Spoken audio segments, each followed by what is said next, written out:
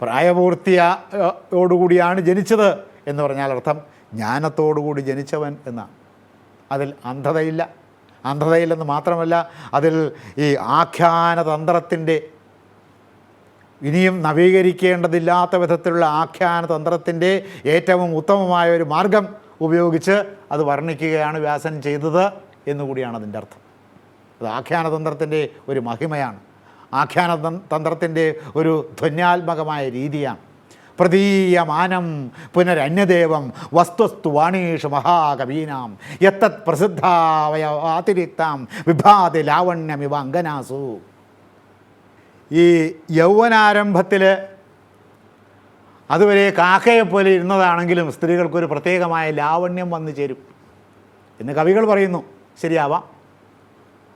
ഇതുപോലെ മഹാകവികൾ പ്രയോഗിക്കുന്ന വാക്കുകളിൽ നിന്ന് സാധാരണഗതിയിൽ ഉദ്ദേശിച്ചിട്ടില്ലാത്തത് എന്ന് തോന്നുന്ന അതിസുന്ദരമായ മഹനീയമായ സൗകുമാര്യ നിർഭരമായ ഒരർത്ഥത്തിൻ്റെ, ആ വാക്കുകളുടെ നിഘണ്ടു അർത്ഥത്തിൽ ഇല്ലാത്ത തരത്തിലുള്ള, സാങ്കേതികമായ അർത്ഥത്തിൽ ഇല്ലാത്ത തരത്തിലുള്ള മഹനീയമായ ആദർശവത്കൃതമായ സൗന്ദര്യവത്കൃതമായ ഒരു അർത്ഥത്തിൻ്റെ മഹനീയമായ പരിവേഷം പ്രതിഭാസിച്ചു കൊണ്ടിരിക്കും.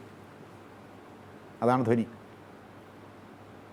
പ്രതീയമാനം ധ്വനിച്ചു വരുന്നത് വസ്തു വാണീഷു മഹാകവീനാം, മഹാകവികളുടെ വാക്കുകളിൽ ഡിക്ഷണറിയിൽ ഇല്ലാത്ത ഒരർത്ഥം, സന്ദർഭം കൊണ്ടുണ്ടാകുന്ന ഒരർത്ഥം, സാങ്കേതികമായി ഇല്ലാത്തൊരർത്ഥം ജ്വലിച്ചു നിന്നുകൊണ്ട് ആ അർത്ഥത്തിൽ നിന്ന് വിവിധ തരത്തിലുള്ള ഭാവതലങ്ങൾ സൃഷ്ടിക്കാനുള്ള കഴിവ് ആ വാക്കുകളുടെ പ്രയോഗ ചാതുര്യം കൊണ്ട് കവിക്ക് സിദ്ധിക്കും. കാരണം ആ വാക്കുകളിലേക്ക് എന്താണ് വരുന്നത്? ആ വാക്കുകളിലേക്ക് വരുന്നത് കവിയുടെ പ്രതിഭയാണ്.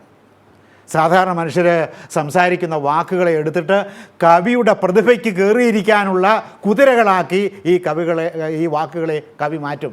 അപ്പോൾ ആ വാക്കുകളെ വാചീകൃതമായ വാക്കുകൾ അല്ലെങ്കിൽ വാചീകൃതമായ പദസംഹിത എന്ന് നമുക്ക് വിളിക്കാം.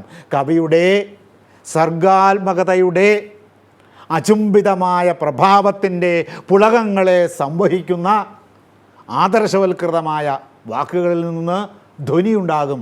ആ ധ്വനിയെയാണ് ഇവിടെ ഞാൻ മിത്ത് എന്ന് വിശേഷിപ്പിച്ചത്.